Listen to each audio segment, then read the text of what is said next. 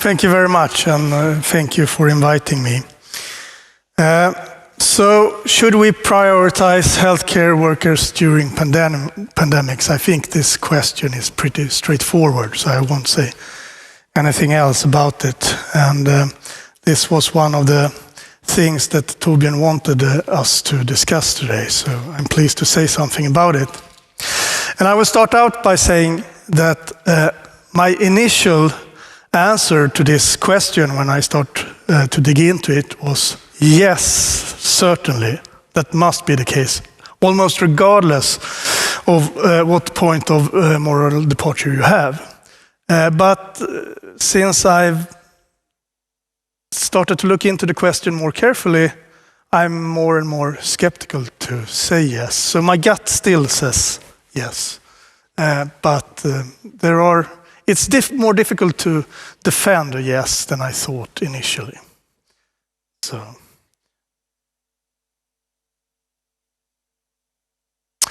we have heard about the legal background, so I will be quite rapid about it. We have a healthcare law since 1997 that has the ethical platform or the priority platform as a part of it.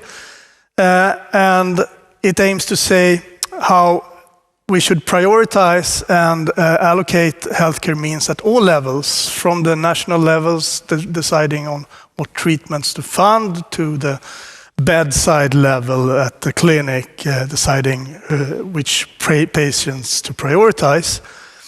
And also they are supposed to be applicable to people regardless of who they are, so to speak. So I'll get back to that. And as you know by now, we have these three principles that this platform rests upon.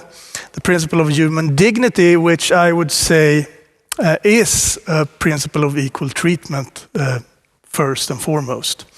And the principle of needs and solidarity, I will talk about the principle of need to save words, and the principle of cost effectiveness. And again, initially the thought was that these principles should be applied in that order. So the principle of human dignity must be satisfied, and only then can we turn to the principle of need and solidarity, and that has to be satisfied in order for us to be allowed to look at cost effectiveness.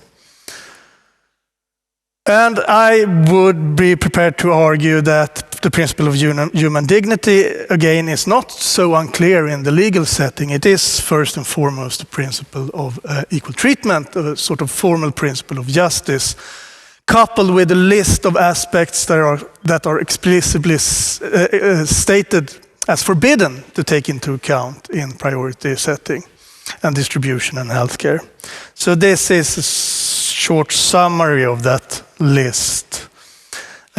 We are not allowed to take into account the usual grounds of discrimination like sex, gender, ethnicity, and religion and things like that. And also added social economic position, past unhealthy behavior. So in Sweden, we are not allowed to take ideas of desert or responsibility into account when prioritizing in healthcare. And also, as we have heard, chronological age. So that is what the principle of human dignity says. I would say it's rather precise and not vague at all in this context. And if you look at this principle, then it would seem that we are not allowed from the start to prioritize healthcare personnel, because then you're prioritizing on the basis of social position, which is then out of the question to start with.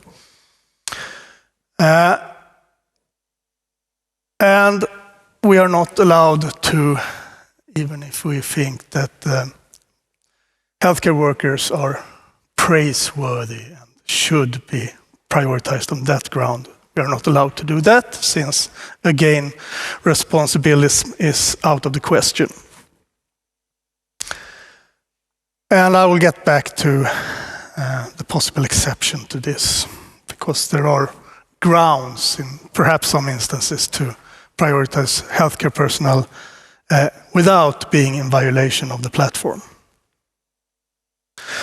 But we can, of course, still ask the moral question: is the platform defensible? Is it plausible? Should we stick to it or should we change it? Should healthcare workers be prioritized, at least in situations of crisis like the pandemic?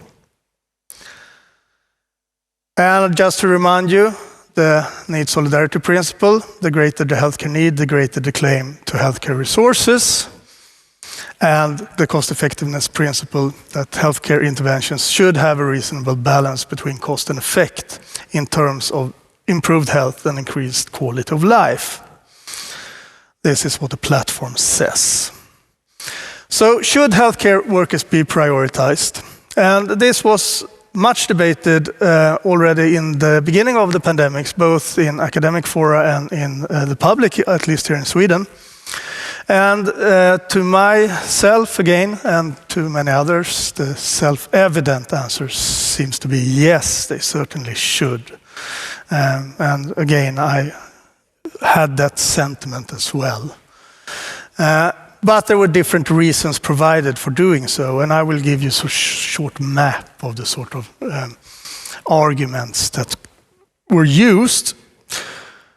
But first, we should make this question more precise, because it can be understood in different ways. First, what is the object of distribution? Is it a preventive measure or a curative measure, or is it something else? Is it vaccination, or is it something you deliver at the ICU in order to deal with symptoms? Because I will try to convince you that some of the grounds for prioritizing healthcare workers supports the former, but not the latter. And second, under what circumstances should healthcare workers be prioritized? Is it always, or is it just in pandemics and certain situation of crisis? Because I will also try to show you that some of the grounds for prioritizing healthcare workers will support the latter but not the former. So we have three kinds of arguments or considerations in favor of prioritizing healthcare workers. We have instrumental considerations of usefulness or utility, sort of utilitarian or consequentialist kind. And then we have two kind of justice-based reasons, like considerations of need or equity and considerations of reciprocity. And I will, of course, then go through these one by one. So if we start with considerations of usefulness, we have heard this argument already several times today, that if properly trained healthcare workers are prioritized, they are more likely to stay at work, they are not discouraged from going to work, and they get back faster to work, and they are essential to reduce the overall health impact of the pandemic, since healthcare workers are rare, limited resource. So if we prioritize healthcare workers in the end, we will get a net gain of health and saved life years in total. That's the pro-argument in the sort of utilitarian or consequentialist pro-argument in favor of prioritizing healthcare workers.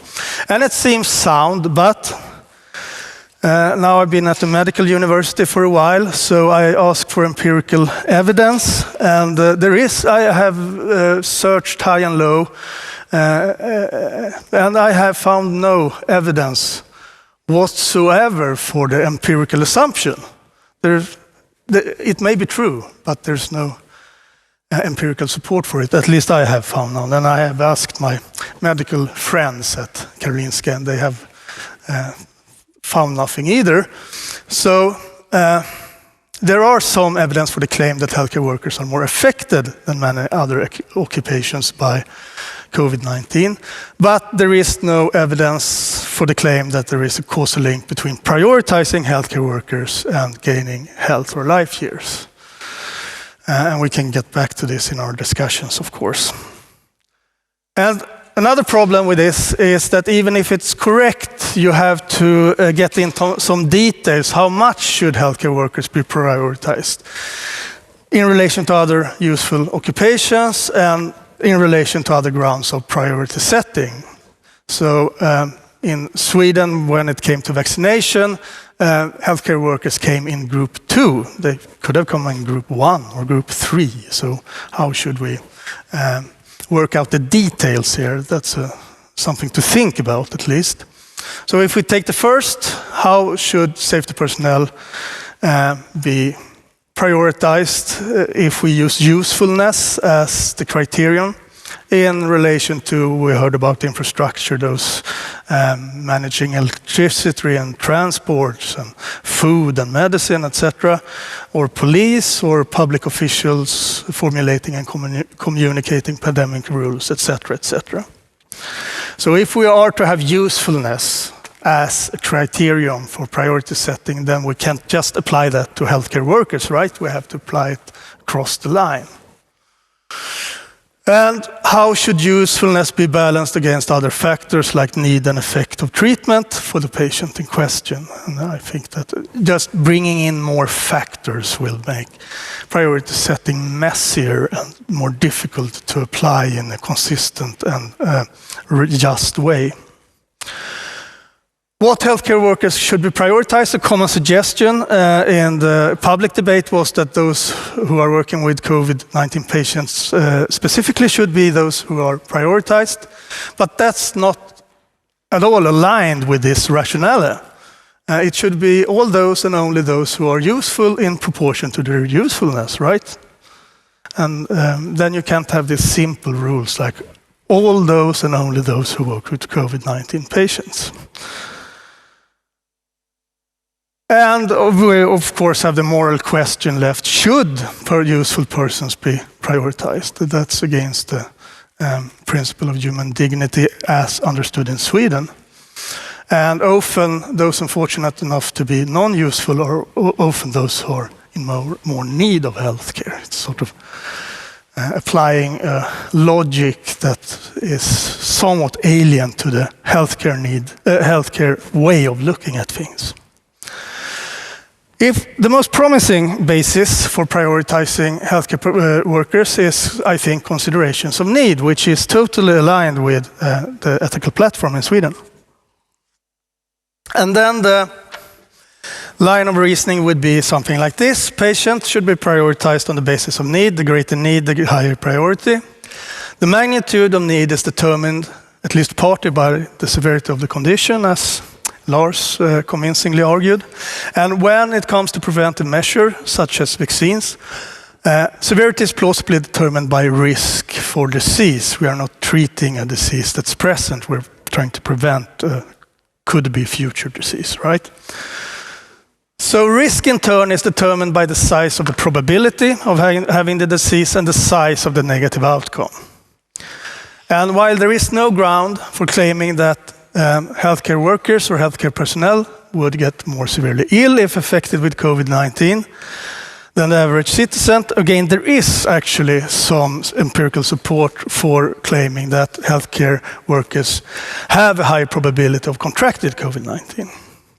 So there's a need-based claim to prioritize healthcare personnel, at least to some extent, when it comes to vaccination. But this principle does not say how the probability factor of risk and the negative effect factor of risk should be weighed against each other. And compared to healthcare workers, older people would score higher on the negative effect factor and lower on the probability factor, and of course, conversely, when it comes to healthcare workers. So we have to address this still unclear question in the future. And lastly, considerations of reciprocity, of course, have intuitive appeal. They are assigned by society to take risk to reduce harm for others, and therefore they could be claimed to have a special claim to be protected against these very risks. This is sort of the reciprocity idea, right? But there are different moral underpinnings for this idea. One is the contractualist idea that society or the state asks healthcare workers to take risks risk of being infected, more specifically in this case. And a fair service in return is that society provides extra protection for these very risks. Another moral basis, I can skip that. Another moral basis is the desert-based, backward-looking idea that healthcare personnel should get something extra in return for the sacrifices made in the line of duty. So they have sort of earned being prioritized because of their efforts in the past. But again, this is an idea that is certainly not in line with the Swedish ethical platform. It's in direct contradiction to the Swedish platform to take desert or responsibility into account. And it is especially questioned that it's an appropriate principle of allocation in healthcare, responsibility or desert. And if we are to invite considerations of desert or responsibility in priority setting questions in healthcare, we cannot just, of course, apply it to healthcare workers. We have to apply it to everyone. And then we get all these questions with down prioritizing smokers and so on and so forth that we touched upon already.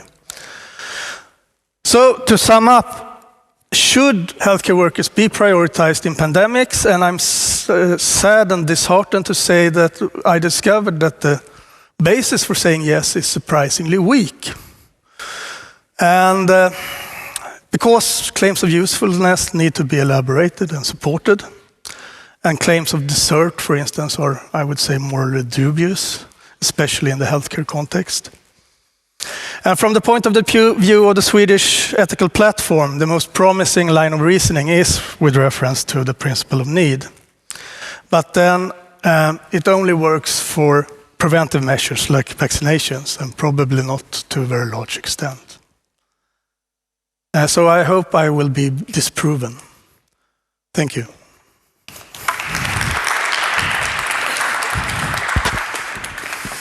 Thank you. A question, I have two questions, and one is a very basic question, because something I never understand this discussion, so I hope you will enlighten me. Why is vaccination of healthcare workers not considered just as workers' protection, just like the protective gear they get? We don't have a discussion that the protective gear they use when they walk into a COVID patient, that should be, that is violating equal treatment. We can't give them that. We have to think about needs and things like that. Why is vaccine not considered the same way? Well, it could be considered in that way. So then it doesn't violate the equal treatment principle? Well, this treatment, equal treatment principle is supposed to apply in healthcare. And if you have this safety argument, I would also say that it should apply not only to healthcare, it should apply to all those where vaccination is and safety. Yes, so worker protection things. Yes. So is that discussed in the debate that actually we don't need to worry about this? It's not in conflict with the platform or equal treatment, because it's just about worker protection, and that overrules that. Okay, if you think that works. No, I wonder, you are the expert, so you should tell me. Yeah, well, there's nothing stated about that in the platform. That's the short answer. But does the platform override the laws we have about the protection of workers in the workplace and the duties that employers have to protect their workers? Then you have to ask a legal expert. That's it. But it's interesting because it seems to me, I don't see a discussion of protective gear and vaccines. No. A second question is that when you talk about vaccination violating the platform and equal treatment, is that it seems to be, of course, it can, as you said, there seems to be not equal treatment if some people get a vaccine or not. But this is talking a kind of interpreting like a perfect situation where we can give everybody equal treatment. It might be a degree question, and we want to get as much equal treatment as possible. And if we don't give first vaccines to healthcare workers, there will be a lot of other people who won't receive equal treatment because we will run into a situation of scarcity. So if you look at equal treatment as something we should fulfill as much as possible, it doesn't seem obvious that vaccination of healthcare workers violate the equal treatment clause in the platform. Okay, So if I understand you correctly, what you're suggesting now is that you're presupposing that the usefulness argument is correct, that you would get more healthcare. Oh yeah, I presume. Yeah. So that's the empirical part. If that's correct, I think you can make a case in the way you're suggesting for prioritizing healthcare workers. My only worry, so to speak, or concern here is that there's really no evidence for that claim, the empirical claim, the factual claim that prioritizing healthcare workers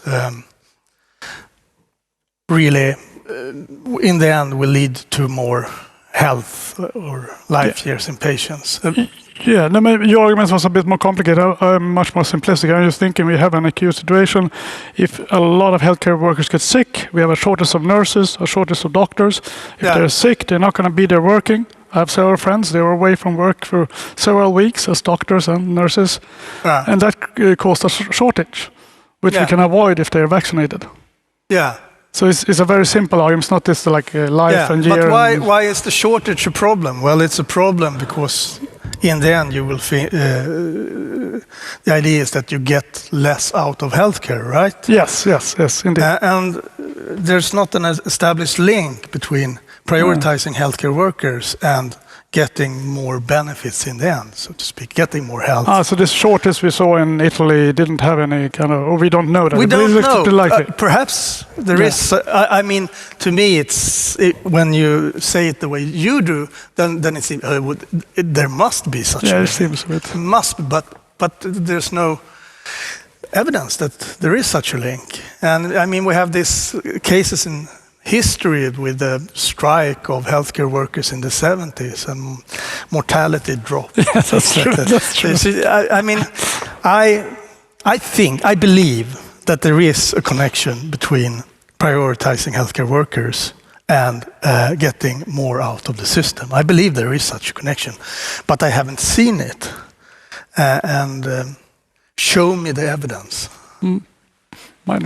So we now can open up for questions from the audience, and I thought that Lars Sandman maybe would like to say something about this first question I had about if there's a clash between the platform and the labor laws, or about the employer's duty to protect their workers. So Lars, would you like to say something about that? You can just put on the mic he has on his head there. Yeah. Well, I'm not a legal scholar either, so I don't know the sort of legal aspects of it. But I would argue that there is some kind of already in the system today concern for sort of staff welfare that we do, in a sense. I mean, we allow people to go on the vacations. We allow people to stop working after 8 hours, perhaps. Give them protective gear. We give them protective gear. So we have some kind of sustainability, so related to Christian's talk, some kind of idea of sustainability. And we allow that kind of, because that's, of course, a priority setting issue too.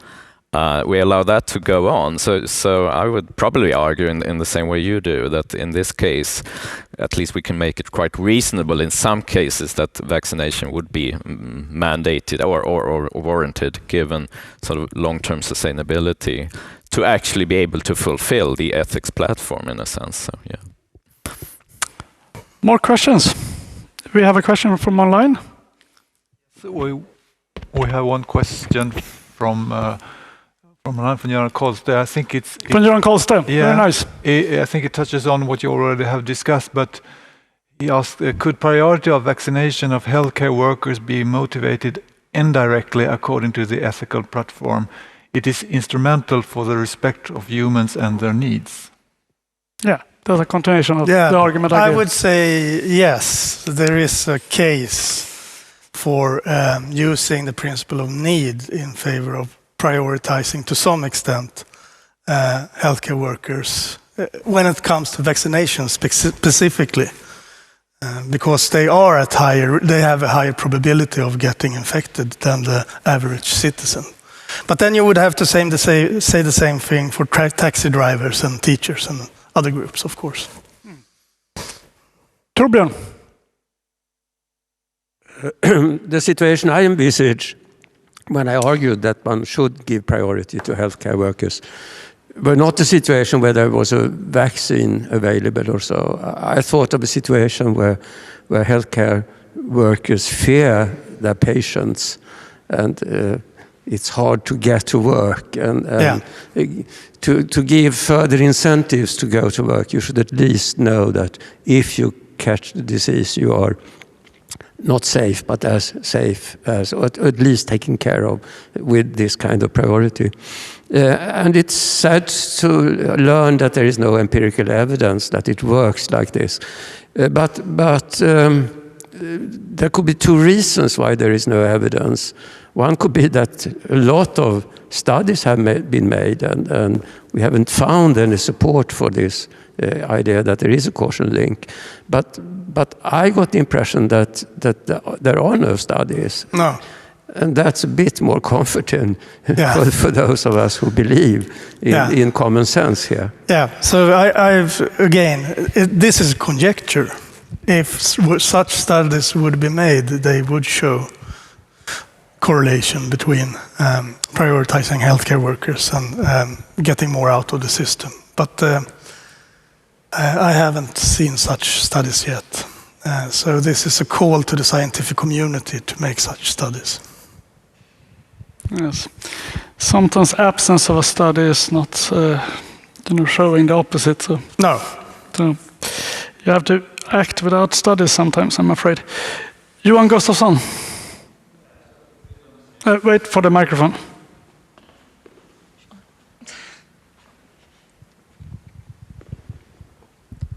Yeah, so a bit on the same topic. So even if there's no evidence against or for the empirical premise, can't it be a plausible premise anyway? So can't we rely on an empirical premise even if you have no evidence for it? Yeah, it sounds plausible. I cannot not believe in it, so to speak. But do you think public policy should only be based on if you have a kind of randomized trial or something like that? I think I would like to see some evidence before I try to learn to suspend my judgment before there's some sort of. I'm afraid a politician can't suspend their judgment. No. And I don't think you do it in your own life. You don't have a randomized study for everything you decide in your life. Of course. Yeah. It's when in seminars like this. Were you outside, Johan? No. You can sort of see why it would be true, and you can sort of imagine a plausible mechanism why this would be true. So and we can have support for a lot of that. Sure, I just presented a story here that sounds plausible. So I agree, it sounds plausible, but no, not to me. Okay, there is still time for one more question. There's a lady there. Hi, thank you. I'm a student at Linköping University, and to me personally, it seems the most compelling argument in favor of prioritizing healthcare workers is that they are actually always in touch with the most vulnerable people. So, for example, in Germany, we had a lot of cases where healthcare workers brought COVID into a nursing home or an old people's home, and I think that is a strong argument. So I was wondering what the interests of the rest of society are in prioritizing healthcare workers. The interest of society, so to speak. Other patients, there is an interest in. We have to distinguish between different questions, right? So one question is, should we, for instance, prioritize healthcare personnel in ICU? And regarding that question, the protection of other patients or other persons is not relevant. But when it comes to vaccination, there's a case for prioritizing healthcare personnel for the sake of others, right? I agree. So this kind of, that would be, I would say that that's a utilitarian or consequentialist way of looking at it. And the ethical platform as it stands then rejects this line of reasoning. So then I think we would have to change healthcare law in Sweden, and perhaps we should. Oh, there was a question. We have time for a last question. Go for it. Where's the microphone? There.